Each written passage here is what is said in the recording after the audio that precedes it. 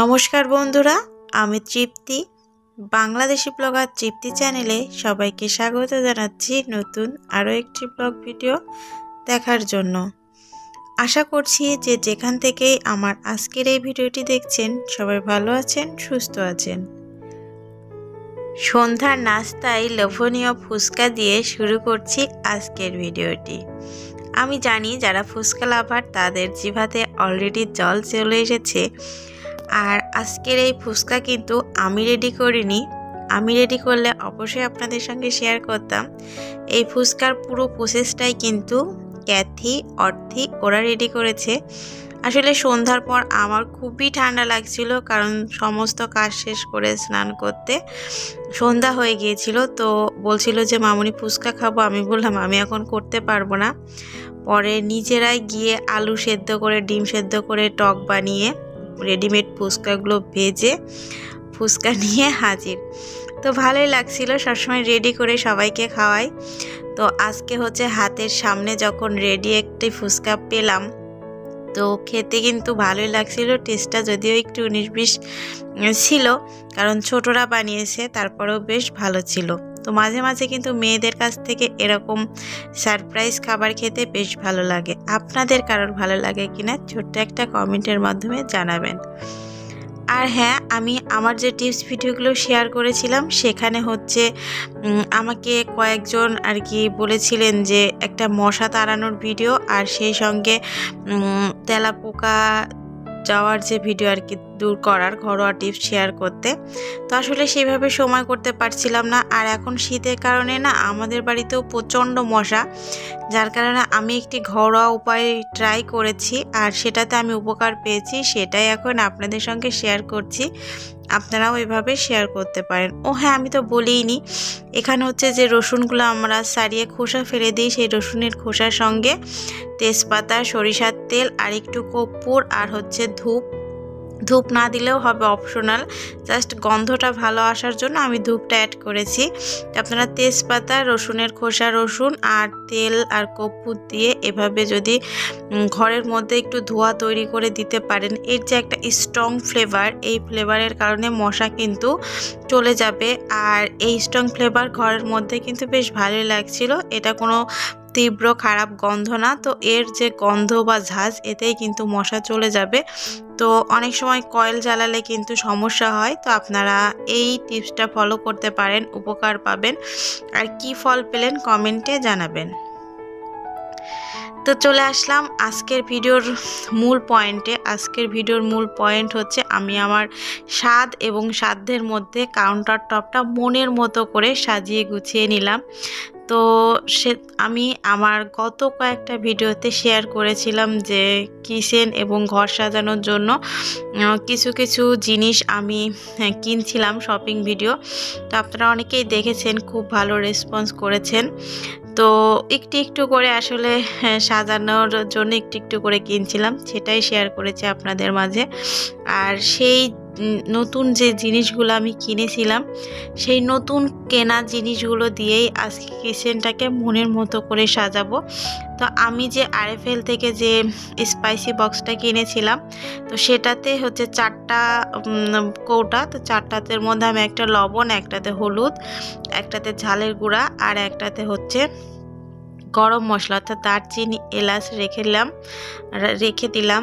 আর এই যে একটা স্পাইসি বক্স, এটার মধ্যে হচ্ছে আমি একটাতে পাঁচফোড়ন, একটাতে জিরা, একটাতে তেজপাতা, একটাতে শুকনো লঙ্কা, মানে আমাদের সম্বারা দিতে গেলে ডাল বা ঝোল যে জিনিসগুলো দরকার হয় সেটা এটার মধ্যে রাখলাম, যাতে একটা খুললেই সবগুলো হাতের কাছে পেয়ে যায়।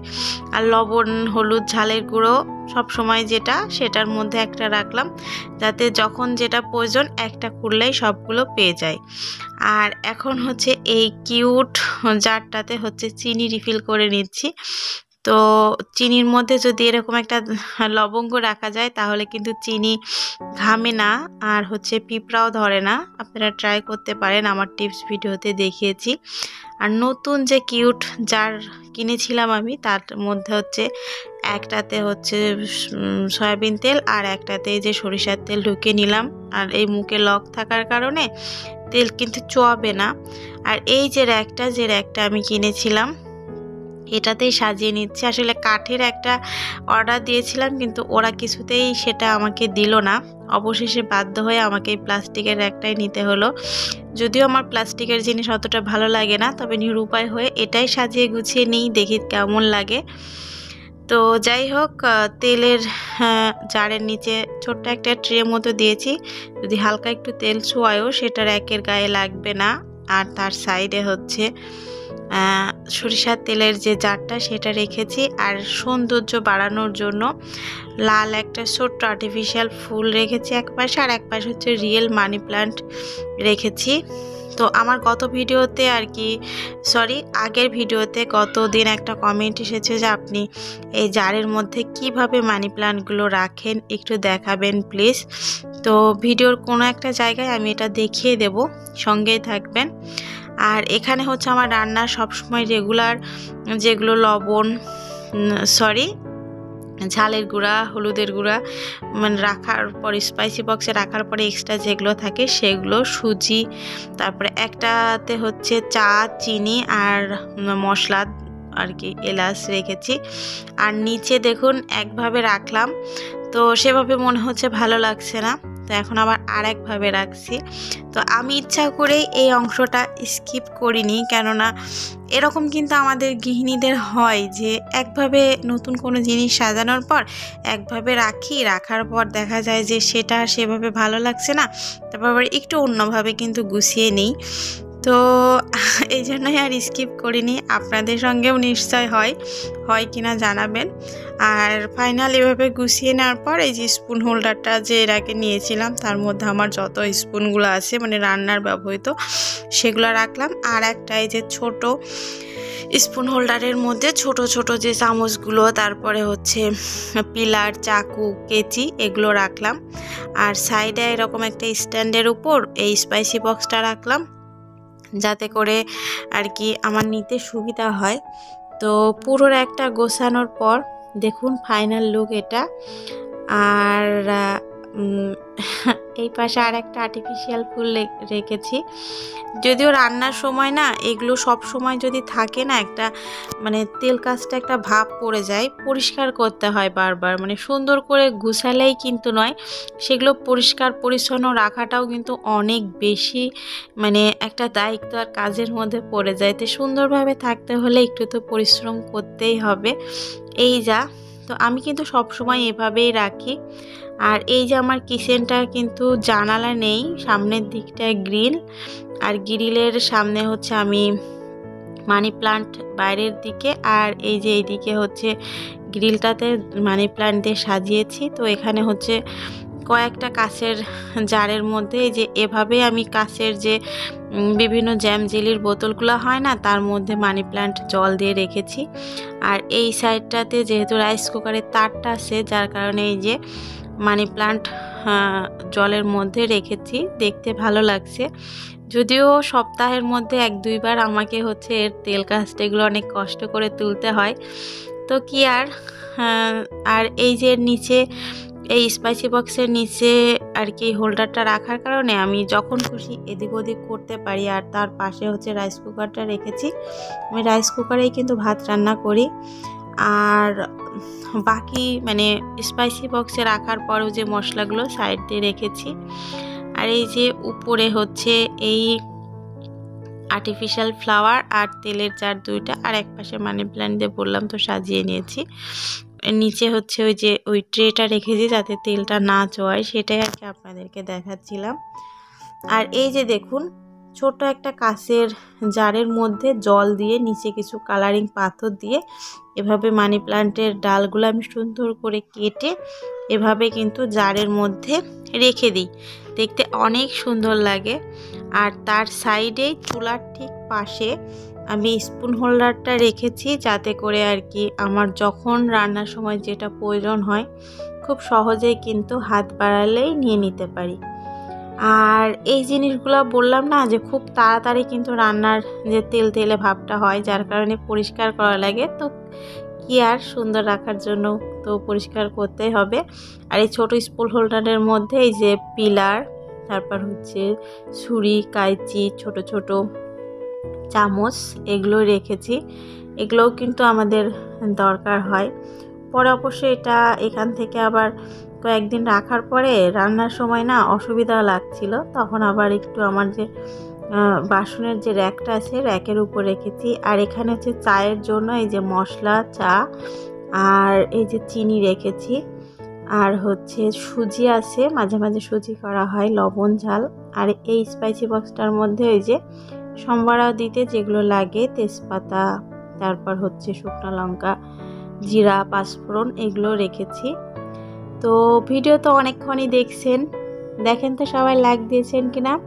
যদি না দিয়ে থাকেন প্লিজ ভিডিওটি ভালো লাগলে একটা লাইক দিবেন। আপনার একটা লাইক কিন্তু আমার ভিডিওটি আপনার মতো আরও দর্শকের কাছে পৌঁছে দেবে। আর এখানে হচ্ছে একটা স্পুন হোল্ডার হিসাবে আমি একটা প্লেট রেখেছি। রান্নার সময় মানে যে চামচ খন্তাগুলো হয় সেগুলো এর উপরে রাখলে চুলাটা নোংরা হয় না। আর এই যে স্পাইসি বক্সটা যখন রান্নার সময় দরকার হয় এদিকে নিয়ে আসি, আর যখন মানে কোনো দরকার থাকে না তখন ওই পাশে রেখে দিই। আর তার সাইডে একটা মানি প্ল্যান্ট, আর তার সাইডে কিন্তু আমার বেসিনটা আছে। তো এই হচ্ছে আমার ছোটোখাটো একটা কিচেন ট্যুরও বলতে পারেন। তো অনেকেই হয়তো আমার ভিডিওটা আজকে প্রথম ভিজিট করছেন, তো তাদের কাছে রিকোয়েস্ট, যদি আমার ভিডিও ভালো লাগে, পরবর্তীতে এরকম আমার চ্যানেলের আরও ভিডিও দেখতে চান, আমার লাইফস্টাইল ব্লগগুলো দেখতে চান, প্লিজ চ্যানেলটি সাবস্ক্রাইব করে রাখবেন। এতে করে আমি যখনই ভিডিও দেব আপনাদের কাছে কিন্তু পৌঁছে যাবে। আর আমার কিচেনে এই ছোট্ট মিনির একটা সাজানোর পর কিচেনের লুকটাই কিন্তু পুরো পাল্টে গেল। আমার কাছে তো খুবই ভালো লাগছে, যেহেতু আমি সাজিয়েছি আমার কাছে তো ভালো লাগবেই। কিন্তু আপনাদের কাছে কেমন লাগছে প্লিজ কমেন্টে জানাবেন। আর আমার কিচেনটা যেহেতু জানালা নেই, জানালাবিহীন এই কিচেনটা আমি এভাবেই আমার সাধ্য এবং প্রয়োজন অনুসারে সাজিয়ে নিয়েছি। কেমন হয়েছে প্লিজ একটা ছোট্ট কমেন্টের মাধ্যমে জানাতে কিন্তু কেউ ভুলবেন না। আর আজকে আপনাদের সঙ্গে একটা জিনিস শেয়ার করছি, এই যে মাছ কাটা, তাও আবার ছোট মাছ, যেটা আমার জীবনের ফার্স্ট টাইম আমি করছি। আসলে মাছ কাটাটা আমার একদমই মানে ভালোও লাগে না, পারিও না। মানে কি বলবো, যত রকম মাছ আছে আমি রান্না করতে, খাওয়াতে, খেতে সবটাই খুব ভালো পারি, কিন্তু মাছটা কাটতে পারি না। কিন্তু অবাধ্যা ওই যে কাজের যে হেল্পিং হ্যান্ড আছে উনি ও আসছে না, যার কারণে অগত্যা এটা আর কি করতেই হলো। তো ছোটো মাছ এই কারণেই কিন্তু কাটার জন্য খাওয়া হয় না। তো মাছ কেটে ধুয়ে পুরো রান্না কমপ্লিট করে নিয়েছি। তো আজকে বেশি কিছু না, হচ্ছে ডিমের ঝোল করেছিলাম আলু দিয়ে, আর ওই ছোটো মাছ আলু দিয়ে চচ্চড়ি করেছিলাম। মাছটা ভেজে আলু পেঁয়াজটা ভেজে মাখা করে চচ্চড়িটা করেছিলাম, আর ভাত। আর এই যে দেখুন 5টা ডিম রান্না করেছি, তো একটা ডিম একটু মানে সেদ্ধ করার সময়, ঝোলার সময় খুলে গেছে। ওই ডিমটাই কিন্তু আমি খাবো। আসলে পরিবারের সবার জন্য রান্না করার পর সব থেকে ভালো জিনিসগুলো সবাইকেই দেওয়া হয়, আর সব থেকে যেটা খারাপ হয় সেটাই কিন্তু নিয়ে খাওয়া হয়। এইটাই কিন্তু আমাদের গৃহিণীদের ধর্ম। তো আজকের ভিডিওটা কেমন লাগলো কমেন্টে জানাবেন। এতক্ষণ ধৈর্য ধরে আমার ভিডিও দেখার জন্য অসংখ্য ধন্যবাদ। সবাই ভালো থাকবেন, সুস্থ থাকবেন। দেখা হবে পরবর্তী ভিডিওতে। Good bye.